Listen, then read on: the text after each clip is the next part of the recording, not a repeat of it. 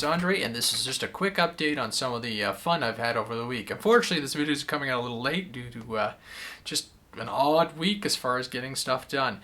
The first thing we're going to talk about is the Wraith from Video Area Systems, IB Crazy. Again, thanks Alex. I've been having a blast with this plane. Unfortunately, in the last flight, I snapped I took up like 4 sets of props. So I said, okay, that's enough, that ratio of landing, and no matter how I landed, how I flared it, I'd get success and I wouldn't get success. So I've ordered some folding style props from Hobby King. They'll be in a couple of weeks. I was flying this plane with the flight controller from Hobby King, the Turnigy T-1000 FC. For all its misgivings as far as how much it controls the plane on a horizontal, or sorry, from the aileron's point of view, on several occasions, if I flew into the sun, I just flick the switch and put her into return to home, and she would go into an orbit. And there's a video on my YouTube channel showing really poor reception on the FPV station, which I'm working on, but showed the plane flying around pretty well on its own. So that flight controller right now is loaded into the Bixler, and I will be actually getting a second one, and I'll talk about the Bixler stuff very shortly because there's some fun stuff happening with that plane and the flight controller. The only other issue too with the Wraith, is this lovely $17 camera. It's putting out too much line level, or too much video level. My dad and I got into the circuit board on one of them and looked around, and unfortunately, when we drop the video level, it's mixing in with the sync and it makes the video unstable. So I've had to go and order another camera for this plane, so the OSD, which is that guy there, and the mini GPS, which is on the lower wing, I want it to work. You'll see in the video, actually, if you look at that FPV flight, you'll see the OSD information is washed out, and that's the camera chucking out too much of a line level. This camera is, $17 from Banggood, and I'll put the link in the show notes. But you see the T-28 all set up here, ready to go FPV, and if I have a chance this weekend, the simple FPV rig will be flown. So that camera does have project or purpose. I've got 3 of them now. So there's going to be one on this guy. There's going to be one in the belly of the SkyMule or anything else I wish to do with it. And I do have one on the quad. So I have ordered another camera for this plane. It's like $35 US micro. 600 lines and everything, and that one should have no issues with the line level as far as the video level for the OSD. So that's it for the Spectre for a couple weeks. So she's grounded until I get some new props in. I just decided I didn't want to blow up any more stuff or risk damaging any of the structure. The plane is flying well, and I do look forward to having it back in the air, and I do look forward to getting another T-1000 in it, even though it's got some issues. So we're going to talk about the Bixler next.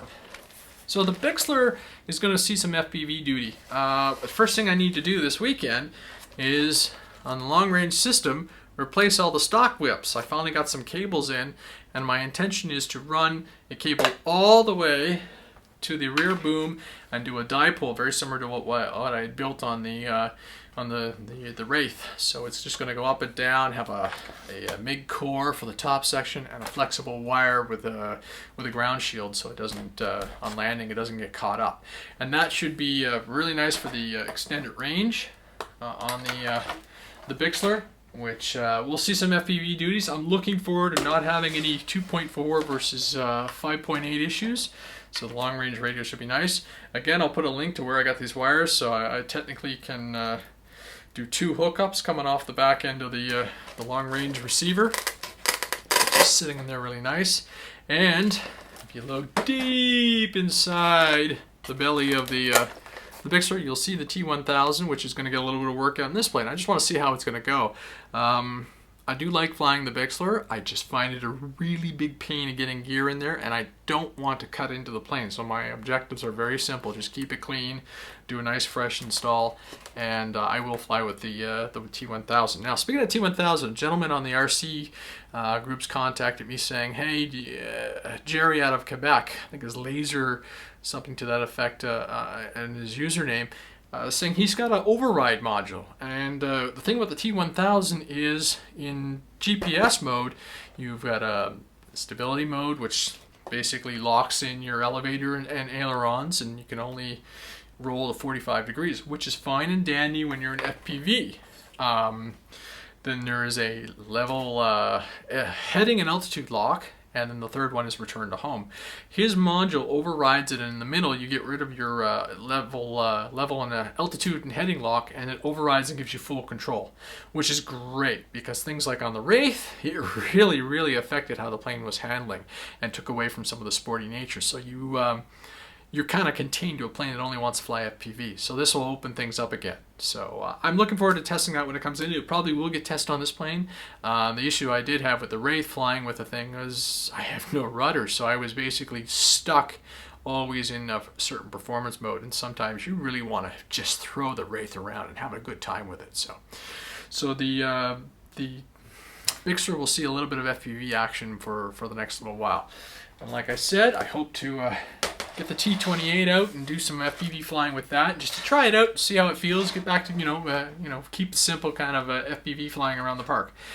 And I also, depending on the weather conditions, hope to give that big beautiful airplane, the SkyMule, a little fun. We'll see if we're gonna have to break up the skis. It was snowing today, but nothing's sticking around. But definitely with the cooler temperatures, any plane I can take off with the and taxi with the mid on, transmitter mitt, is going to see a lot of fun. I'm not certain if I'm gonna FPV this thing.